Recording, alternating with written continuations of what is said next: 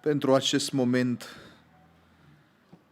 așa de important al Bisericii Domnului, vă invit să deschidem Scripturile la Evanghelia după Matei, la capitolul 26 și vom citi de la versetul 47 la versetul 56.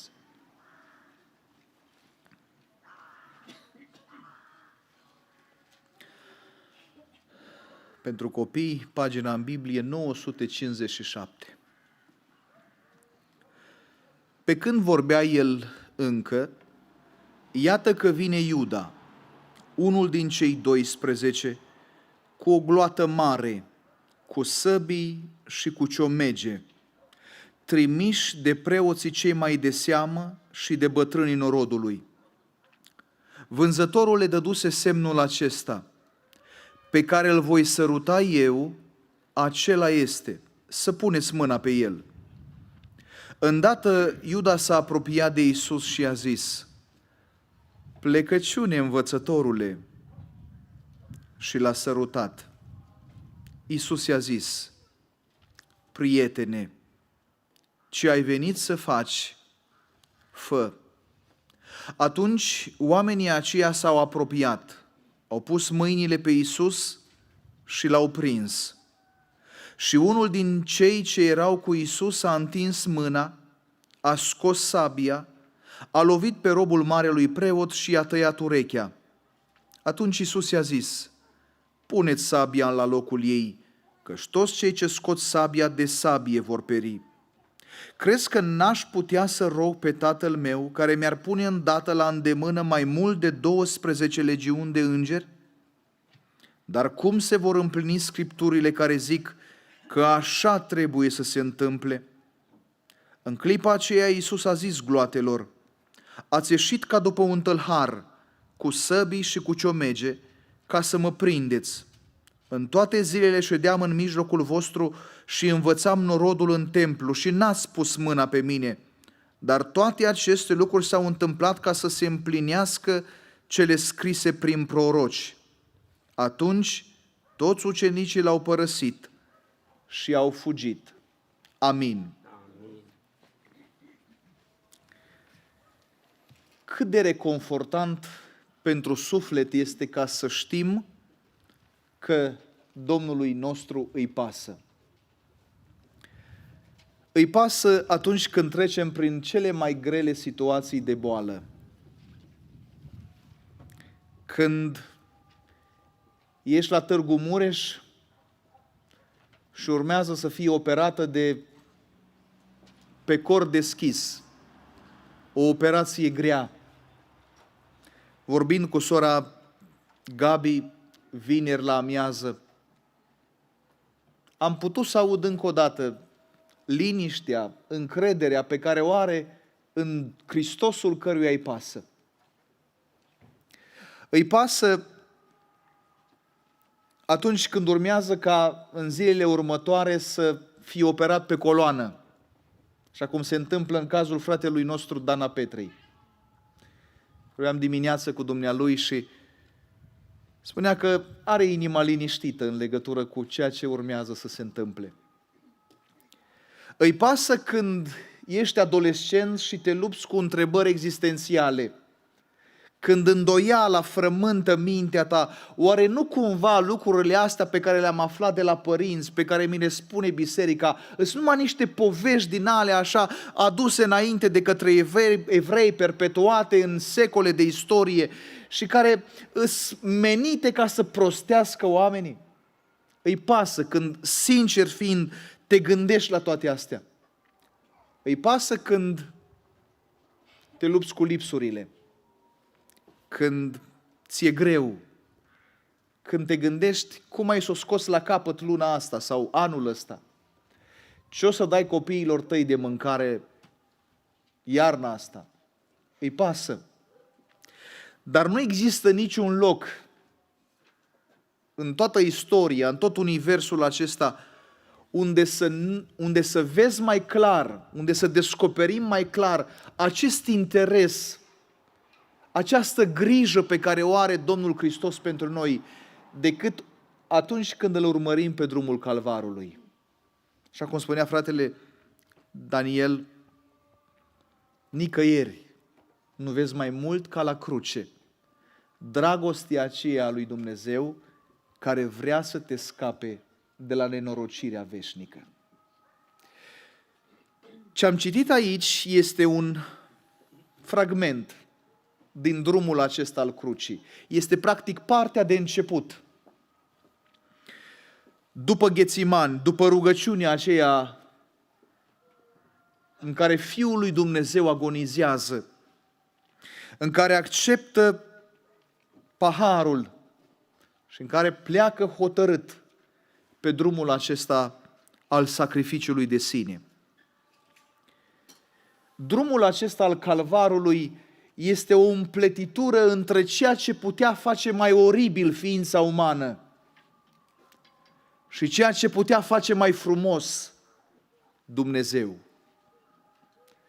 Între ceea ce puteam face noi mai mizerabil, noi ca oameni de pe pământul acesta, mai urât, și ceea ce putea face mai slăvit, cerul, ființa lui Dumnezeu. N-aș vrea să fie un mesaj lung. Îngăduiți-mi o meditație care să plece cumva de la adevărul acesta. Hristosul care nu-L roagă pe Tatăl să-i trimită îngeri în ajutor. Cum ar fi fost dacă în momentele acelea Mântuitorul ar fi strigat către Tatăl și ar fi spus: Tată, am nevoie de ajutorul unui înger sau a 12 legiuni de îngeri sau, sigur, mai multor legiuni de îngeri. 12 este în Scripturi numărul puterii și al omului. Și Mântuitorul folosește această cifră tocmai pentru ca să se refere la această deplinătate a puterii. Aș putea ca să solicit, ca să intervină puterea divină și să rezolve problema aceasta, dar nu așa trebuie rezolvată situația. Oare cum am putea înțelege ce se întâmpla între oștirile acelea de îngeri, de heruvimi, de serafimi, în momentele acelea în care Iuda, care a stat 3 ani și jumătate lângă Domnul Iisus, a învățat de la Domnul Iisus, a avut parte de revărsarea iubirii Domnului Iisus, vine ca să-i dea sărutul trădării. Oare ce se întâmpla în momentele în care i-au văzut venind cu săbii și cu ciomege, auziți, cu ciomege, după Fiul lui Dumnezeu, care s-a atins de ei ca să le dea vederea, ca să le dea auzul, ca să îi ajute să meargă, care le-a înviat morții, să vii cu ciomege ca după un tâlhar. Oare ce era în cer, în orele acelea? Oare ce încordare, ce alertă, ce semnal așteptau de la Tatăl ca să meargă în ajutorul Fiului lui Dumnezeu, căpetenia oștirii Domnului? Și semnalul n-a mai venit. Pentru că Fiul trebuia să facă lucrarea. Oare ce a fost acolo în cer? Când, așa cum spune textul acesta, i-au văzut pe toți ucenicii că l-au părăsit și au fugit. Pentru ăștia, Tată, pentru ăștia un asemenea sacrificiu? Pentru o astfel de ființă? Pentru o astfel de natură? Pentru o astfel de creatură să existe așa investiție, viața Fiului prea iubit al Universului?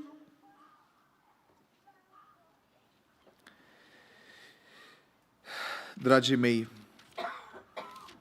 dacă în noaptea aceea sau dacă în ziua următoare, în Vinerea Mare, Fiul lui Dumnezeu ar fi rostit această rugăciune, implorându-L pe Tatăl să-i trimită în ajutor îngeri,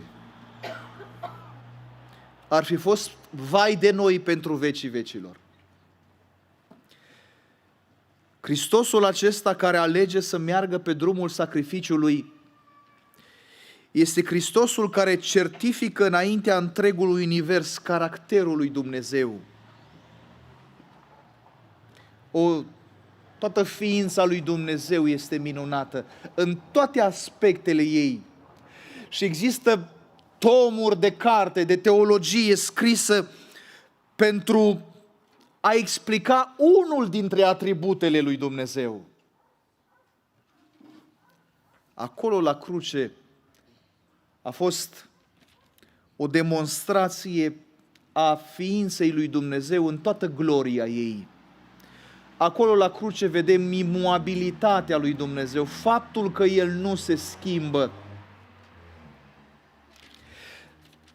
El nu suportă păcatul, ochii Lui sunt așa de curați încât nu pot să vadă nelegiuirea.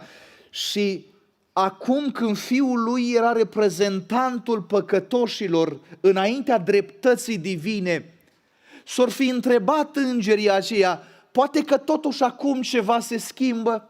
Nu știu. Dar nu s-a schimbat nimic. Dreptatea lui Dumnezeu a trăznit în Fiul, a lovit în curăția, în ființa aceea delicată, iubitoare, pedepsind nelegiuirea. Pentru că Dumnezeu nu se schimbă. Și dacă nu s-a schimbat atunci, în mod sigur Dumnezeu nu se schimbă într-un alt caz. A promis că va fi bun cu tine și cu mine și este și rămâne și va fi mereu bun. Acolo la cruce vezi revărsarea iubirii lui Dumnezeu. Stai și te gândești, cum s-a putut ca în momentele acelea în care Fiul stă la discreția ticăloșilor, veniți cu săbii și cu ciomege, și în mintea lor nu era altceva decât să termine cu el. L-ar fi lovit oricum, l-ar fi lovit oriunde, oricum, oricât, numai să se încheie istoria aceea tumultoasă a ultimilor ani, în care inima poporului s-a dus de la liderii aceia care aveau o formă de evlavie, care explicau Scripturile într-un anume fel și s-a îndreptat către El, care era viața, care avea puterea, ale cărui cuvinte erau duh și viață. Dragostea lui Dumnezeu s-a manifestat într-un mod excepțional. M-am tot gândit zilele acestea, e atât de greu pentru noi să prindem realitatea aceasta a micimii planetei pe care trăim în comparație cu universul în care trăim. Și pentru îngerii aceștia care știu și despre sistemele solare și despre galaxii și despre toată oștirea aceasta de stele și tot ceea ce a creat Dumnezeu, faptul că vede toată dragostea lui Dumnezeu focalizată asupra unei planete așa de mici și asupra unor ființe atât de minuscule, e o continuă mirare. De ce să iubească Tatăl atât de mult pe oamenii aceia dintr-un loc așa de micuț al universului, când universul acesta este așa de mare? Ce dragoste, ce obsesie are Creatorul pentru ființele acestea! Dar când te uiți cu atenție la cruce, asta vezi. Ca să o explici, n-ai cum. Așa cum nu poți explica nimic din infinitatea acestui Dumnezeu. Dar ca să o negi, e o nebunie. Pentru că te uiți acolo și vezi această revărsare de iubire. Și Fiul nu cere ajutorul îngerilor. În felul acesta se asigură continuitatea istoriei. Cu vreo 800 de ani înainte de momentul acela, o știre siriană a înconjurat capitala.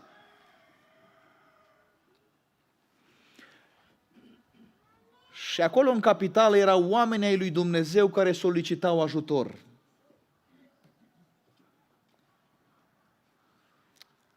La porunca lui Dumnezeu, într-o noapte, a venit un înger și a ucis 185.000 de oameni, de soldați, antrenați pentru război. M-am gândit cum ar fi fost dacă 12 legiuni de îngeri ar fi coborât pe planeta asta. Potrivit surselor istorice, o legiune romană, funcție de secolul despre care vorbim, varia între 4.200 și 6.000 de soldați.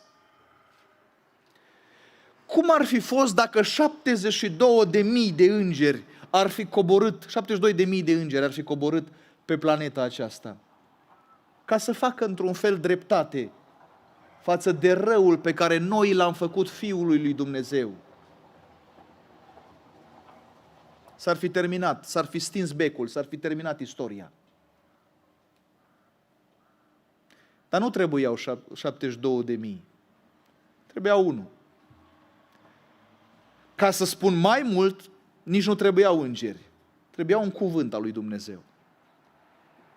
Și nici cuvântul acela și nici îngerii n-au venit pentru ca să se asigure continuitatea istoriei, pentru ca oameni de pe pământul acesta să fie aduși la viață, la mântuire, să fie puși în relație cu Dumnezeu și apoi pentru vecii vecilor să se bucure în cerul pe care Dumnezeu îl pregătește pentru ei.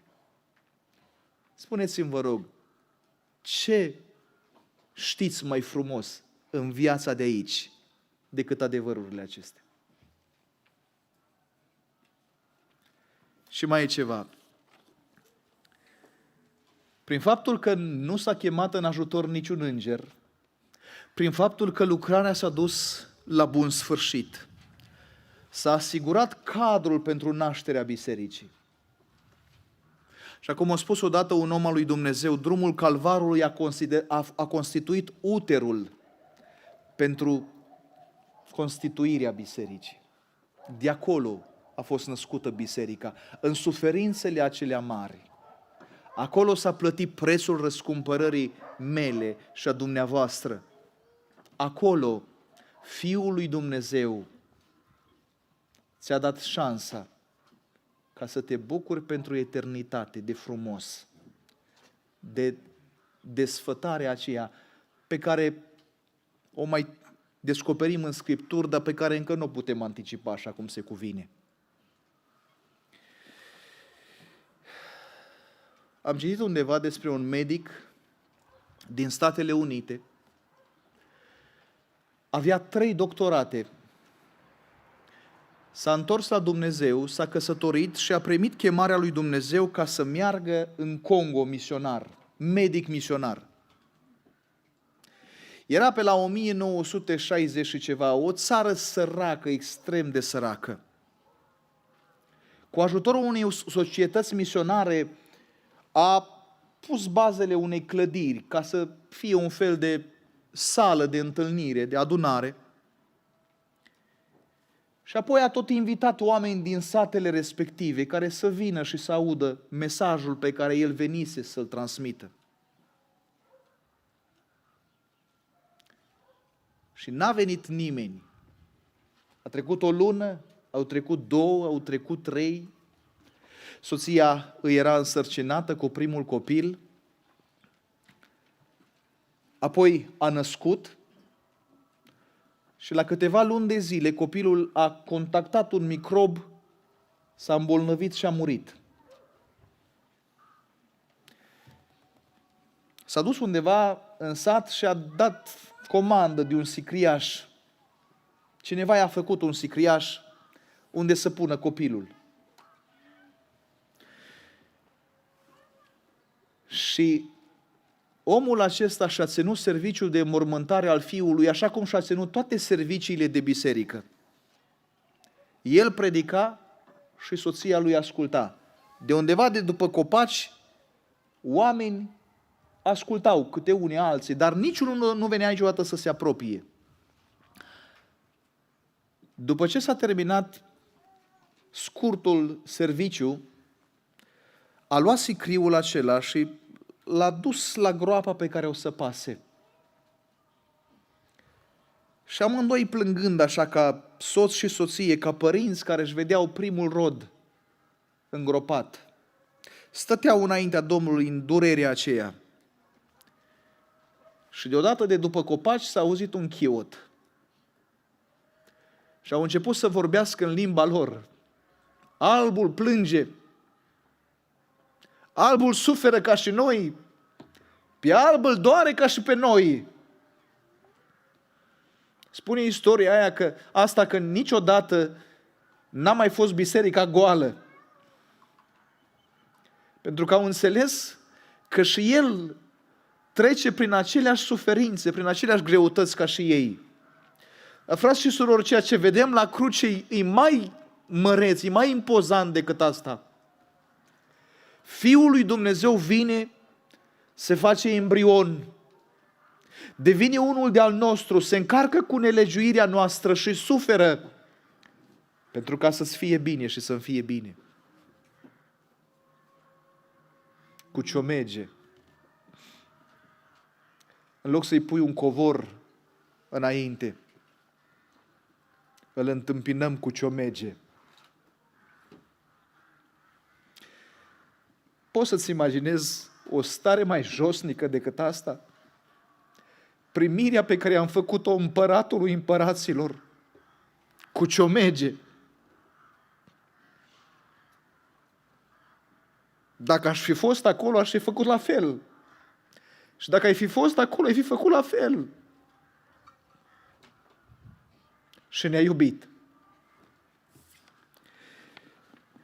Suntem la masa asta ca să sărbătorim, ca să celebrăm această iubire care în ciuda trădării noastre, în ciuda ciomegelor noastre, în ciuda răstignirii, a cununii de spini, a dus lucrarea până la capăt. Slăvit să fie acest Hristos!